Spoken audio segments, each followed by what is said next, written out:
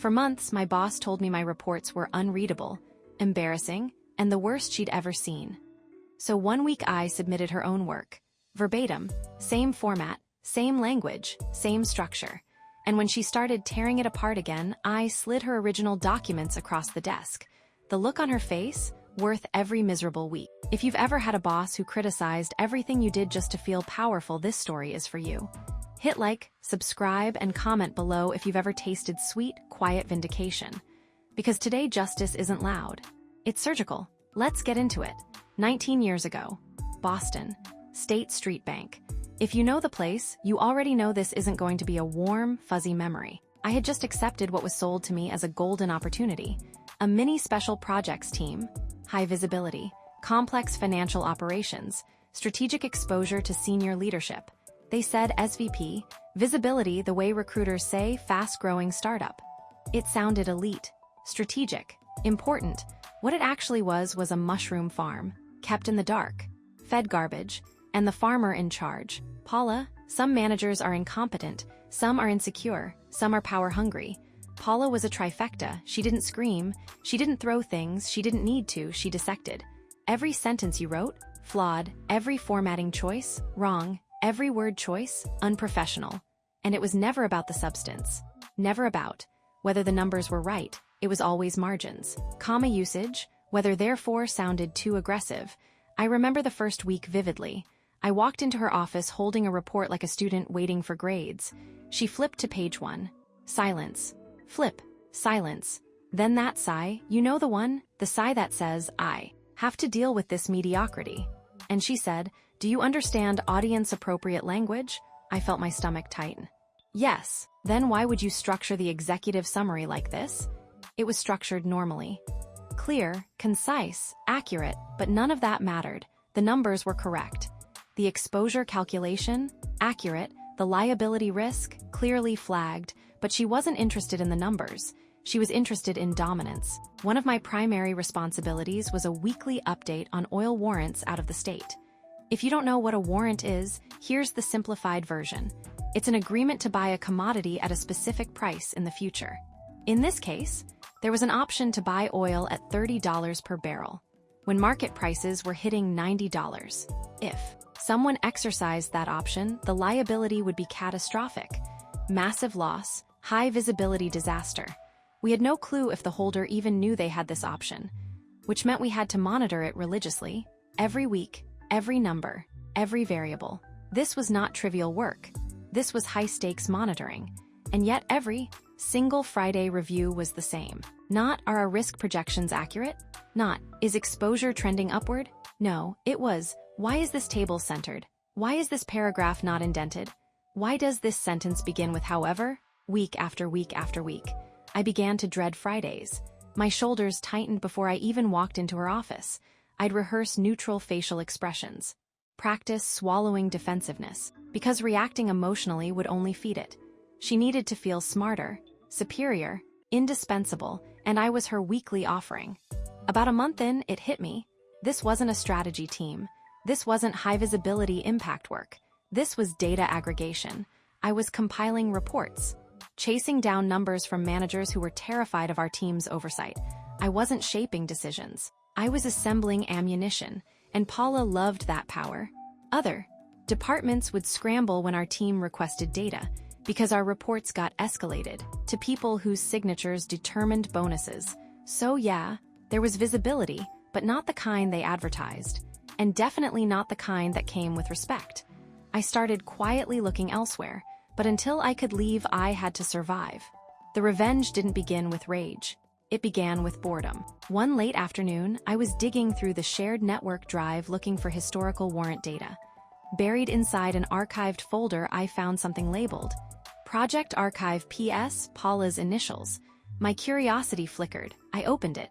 It was her old work, before she had a team. Back when she was writing the reports herself.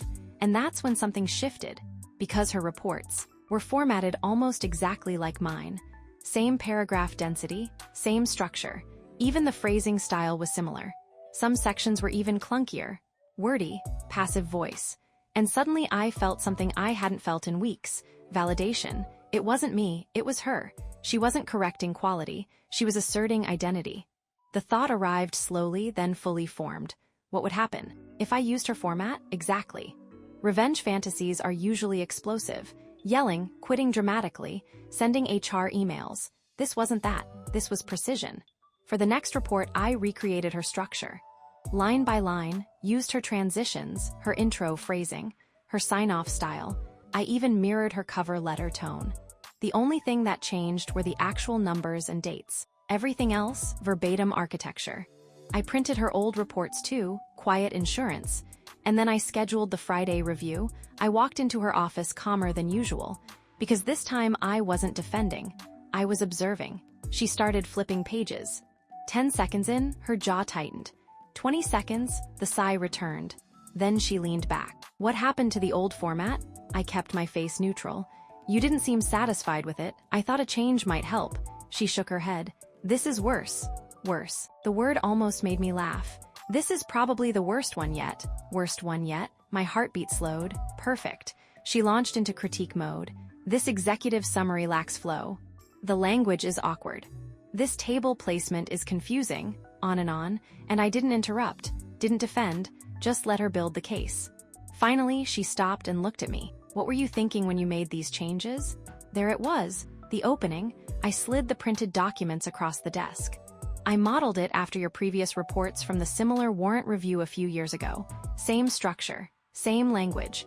I found the archived folder and thought it would be the safest template. Silence. The kind of silence that isn't empty, it's processing. She looked down, flipped the pages, compared them. Once, twice. The blood visibly drained from her face. Her mouth opened slightly, closed, that micro-expression. That split second where the fa-a-da cracks. She had two options. Admit she was nitpicking irrationally, or double down and insult her own work. And she knew it. I let the air thicken. Then softly, if this format doesn't work, I can revert back to mine. A reminder. Less than 60 seconds ago, she called it unreadable. Now those words were hanging between us.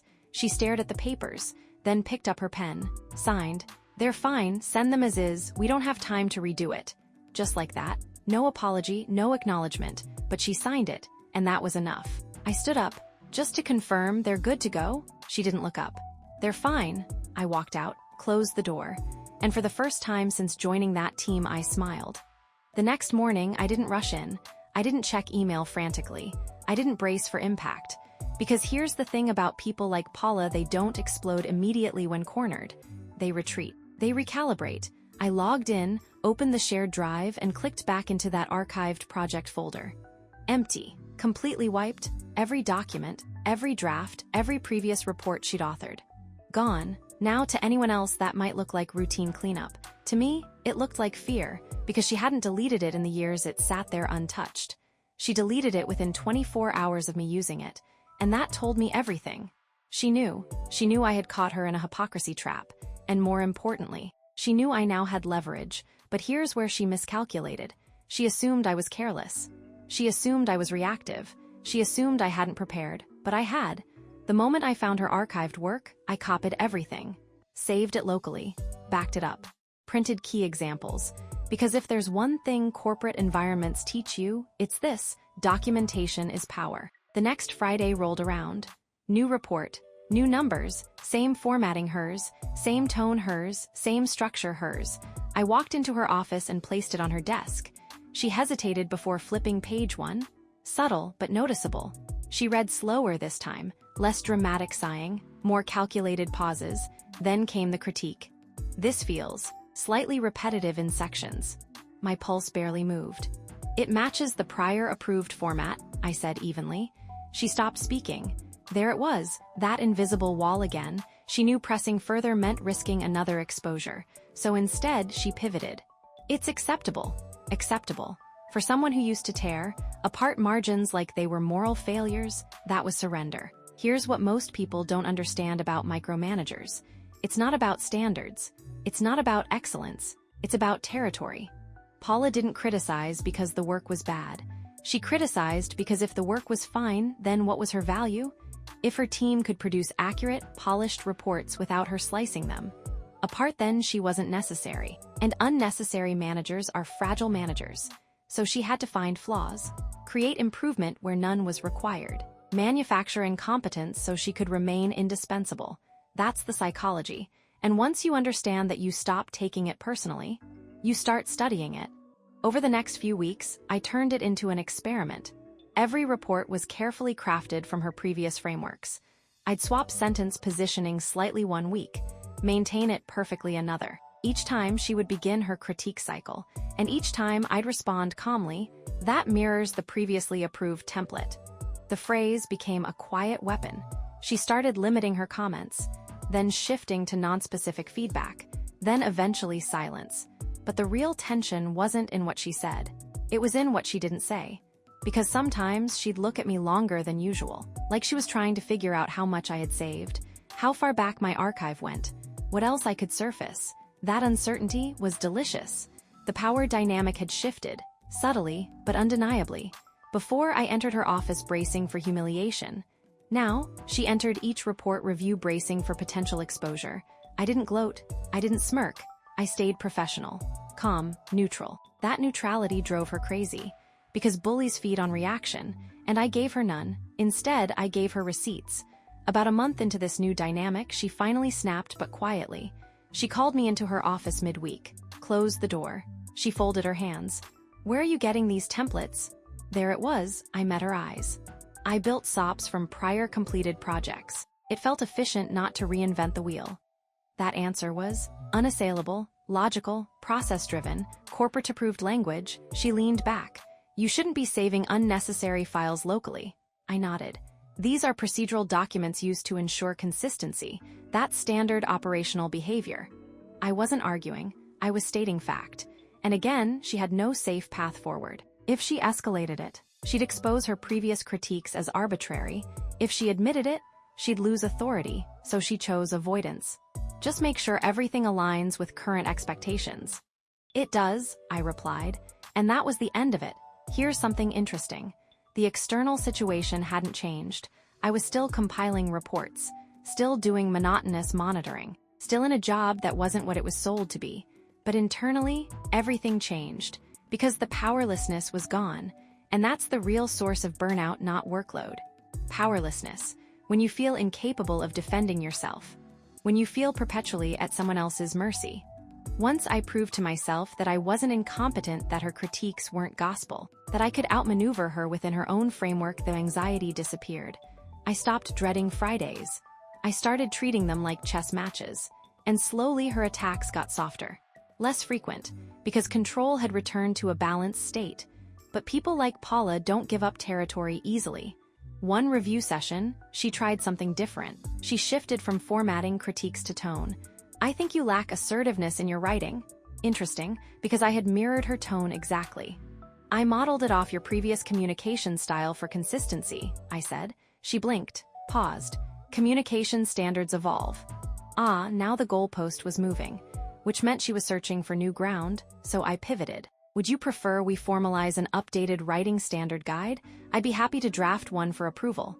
Now she was trapped again. Approve it and I'd codify her own previous. Language as official standard. Reject it and admit her critiques were subjective. She sighed. "That won't be necessary." Translation, retreat.